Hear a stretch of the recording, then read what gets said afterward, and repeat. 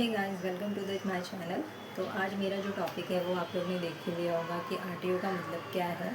RTO Meesho पे क्या होता है, क्योंकि मैं मीशो सेलर हूँ तो मैं उसी के बारे में आपको इन्फॉर्मेशन दूंगी।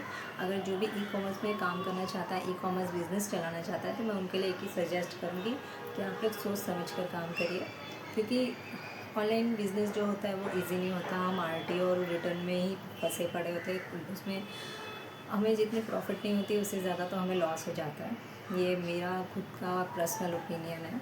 तो लेट्स सी, अभी मेरा टॉपिक जो मेन पॉइंट है वो ये आरटीओ का है कि आरटीओ का मतलब होता क्या है। तो आप लोग स्क्रीन पे देख ही सकते हो कि मैंने अपना जो पैनल है, सप्लायर पैनल, वो मैंने लगाया हुआ है।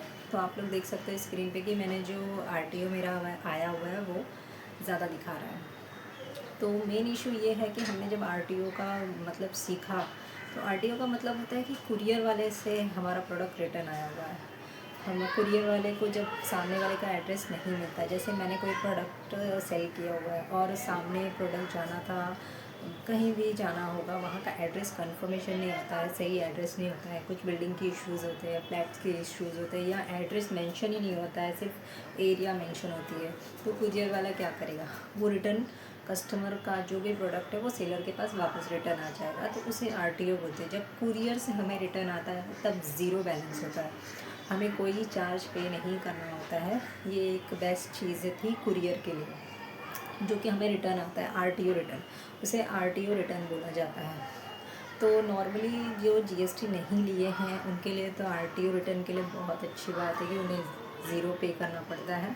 तो अगर मेरा पॉइंट यही था कि आरटीओ का मतलब क्या है, तो आरटीओ का मतलब यही होता है कि हमें जो भी हमारा कस्टमर है सामने, अगर उनका एड्रेस अगर कुरियर वाले को नहीं सही मिला होगा तो वो प्रोडक्ट्स रिटर्न आ जाएगा और हमें ज़ीरो बैलेंस पे करना पड़ता है।